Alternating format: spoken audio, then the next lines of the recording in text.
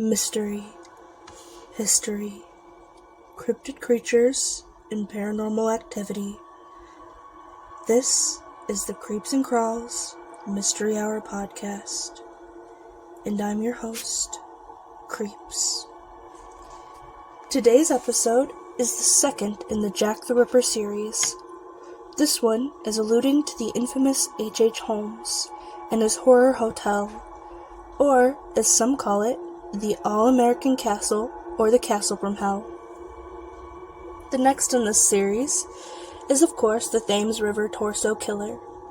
Today's content has an issued warning for some viewers. It does include sexual assault and murder, which may be triggering to some audiences.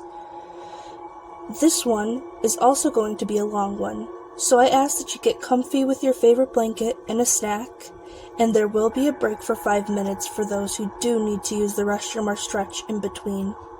And as always, please beware, I may not have all the facts, but this is the extensive research I took time to study, so please be respectful in the comments. Thank you. And now, we will begin. The second in the 3 murderous cases people connect with the ominous and infamous Jack the Ripper. I'm going to say, even if H.H. Holmes was not Jack the Ripper, he was truly horrific in his own light, and should be taken very seriously. Henry Webster Mudgett, better known as Dr. Henry Howard Holmes, was an American con artist, born May 16, 1861, who committed multiple acts of violence, including murder between the years of 1891 and 1894. And by the time of his execution, Mudgett, when executed in 1896, had a long and dreadful criminal career. He was the 3rd child born to Levi Horton Mudgett and Theodette Page Price, and as a young man, he attended Phillips Exeter Academy, where he was known to be bullied by classmates for his academic prowess. In one incident, he was forced to stand in front of a real human skeleton, and had the hands on his face for a while. This was done to frighten him, but now is believed to have caused his murderous nature. All this happened before graduating with honors at Gilmanton Academy when he was 16. His parents were dedicated in their religion as Methodists. His father was a farmer trader and a carpenter and house painter. He also was known to be a heavy drinker and violently mistreated his family. And, as his father became increasingly divulgent in his drinking problem, and with his past of bullying, Holmes became increasingly interested in death, and took a pastime in dissecting animals, and then, on July 4th, 1878, he married Clara Levering in New Hampshire, and they had one child between them, Robert Levering Mudgett, born February 3rd, 1880. Holmes, in 1882, just 2 years after his son was born, entered the University of Michigan's Department of Medicine and Surgery, and graduated in June 1884. And he was said to have passed all of his exams early. But again, even in school, his obsession with death lingered, and during his time in college, he worked in the school's anatomy lab under a Professor William James Herdman, and they were said to have been grave robbing to supply medical cadavers. And then he worked under Nahum White, a big advocate of human dissection. He also, apparently, was physically violent with his wife, and right before his graduation, she moved with their son back to New Hampshire. And after this, knew little of where he was or what he was doing. After Holmes's graduation, he moved to Moores, New York, and a rumor spread that he was seen with a boy who later disappeared. Holmes claimed the boy moved back to his home in Massachusetts, and no investigation was made. Holmes left town not long after. He then was located in Philadelphia and was hired as a keeper at Norristown State Hospital, but quit only after a few days. He then took a position in a drugstore, and while he was working there, a boy died after taking medicine that was prescribed at the store. Holmes, despite not being questioned, denied any claims that he was responsible for the child's death, and then, again, left another city.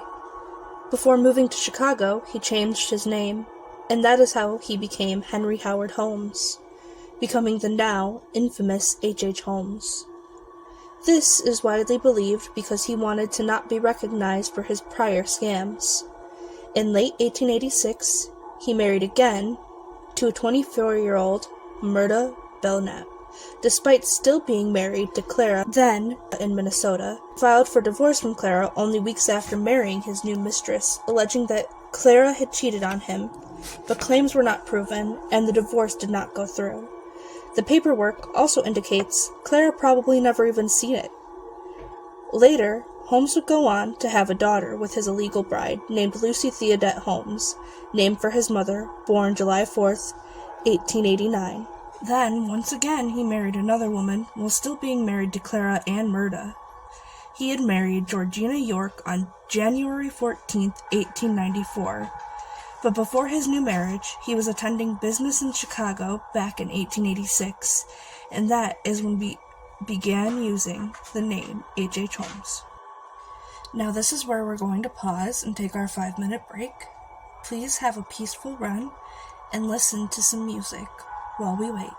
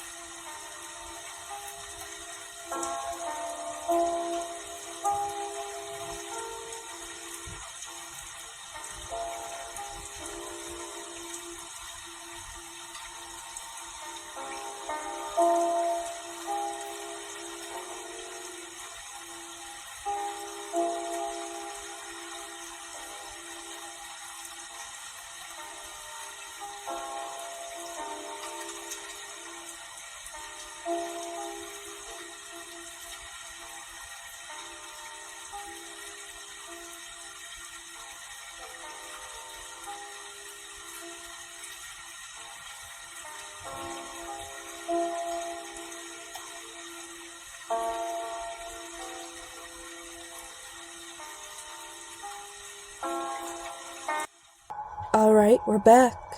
Time to start talking about his murder castle.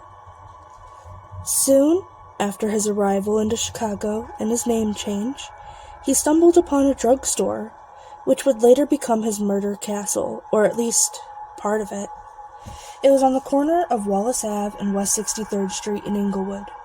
The owner of the store at the time was a woman by the name of Elizabeth Holton, who gave Holmes a job, and he was said to be known as a hard-working man, so much so that she even sold him the store. He also purchased the lot across the street, where he began constructing a 2-story building with apartments on the second floor, and retail spaces on the first floor, a new drugstore, which was supposed to be part of the old one, and when Holmes refused to pay the architects or the company providing steel, they took him to court in 1888. But nothing would ever come of this, because he provided false documentation of receipts. And in 1892, he added a 3rd floor and told investors he planned on it being used as a hotel space for the up-and-coming World's Fair, to be held that year, though people believed he built the hotel for more sinister reasons. To lure tourists in and kill them and sell the bodies to a nearby medical school. And although he had known history of selling cadavers, there is no true evidence of him selling bodies or even killing any exposition goers in the building. In fact, it was originally the Yellow Press that came up with the name for his murder castle, claiming the building contained hidden torture chambers in a basement crematorium, which also proved to be untrue. And other papers claimed it to be made with doors opening to brick walls and windowless rooms and dead-end staircases, but in reality it wasn't anything that spectacular. It was a moderately sized building that was incomplete because of disputes with builders, who went unpaid, though it did in fact have a few hidden rooms that were used to hide stolen furniture. All of this was found out after a fire was started by an unknown person of interest, and he already had been arrested. The first really known murder of H.H. Holmes was his mistress, Julia Smith, and Pearl.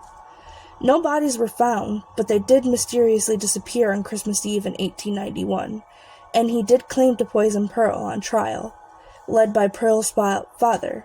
Then, in 1893, an actress, Wilhelmina Williams, was offered a job by Harry Gordon, a known alias of H.H. Holmes.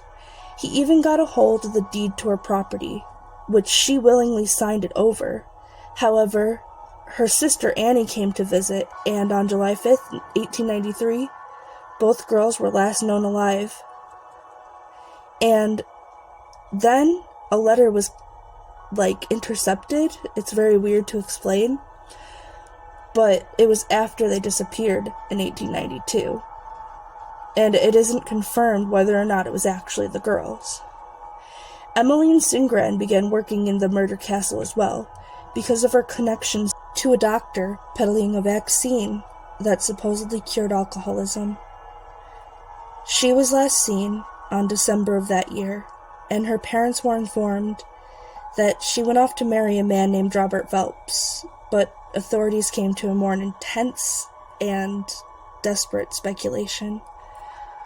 It was so dark. Oh, goodness. It said that she was pregnant with Holmes's child, and he performed an illegal abortion, and in that process, he killed her. John D. Bruell died of apoplexy on April 17, 1891, in the drugstore connected to the castle. But he only died just shortly after Holmes poured a black liquid down his throat, but foul play was not suspected. Later on, in 1895, however, it was later discovered that his life was insured and Holmes was the profiteer of this horrid crime. Emily Van Tassel was his next victim, and she had disappeared sometime in 1891 while working at the drugstore, and Holmes confessed to her death in 1897.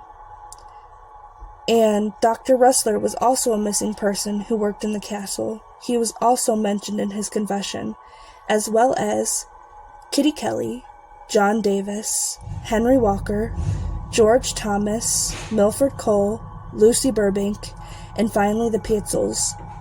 Holmes was finally stopped on November 17, 1894, in Boston, but it wasn't on the count of murder. It was actually for stealing a horse in Texas, and in 1895 he was put on trial for the murder of the Pietzels and found guilty. He was sentenced to death. In the end, he claimed 27 murders, some of which were later found false, and on May 7th, 1896, he was hanged at Moyenmessing prison for Petzel's death, and his neck did not break and he dangled, dying slowly. But that is characteristic for this monster. And up until the moment of his death, he remained completely calm, and his final request was to be buried in a cement coffin 10 feet deep, which was granted. He was also supposedly, he also said that he'd never wanted to be exhumed, but later on he was, just in case someone had actually replaced the body. But they found that it was him. Now, that is the end of today's episode, and I did want to say I am a little sorry for the stumbling on some words, but I have been a little under the weather lately. But that's it for now. The next episode is to come next week, and it's going to be on the Thames Torso View River Killer, something like that, sorry. And I hope you enjoyed this episode. Thank you, and remember to stay creepy, my friends.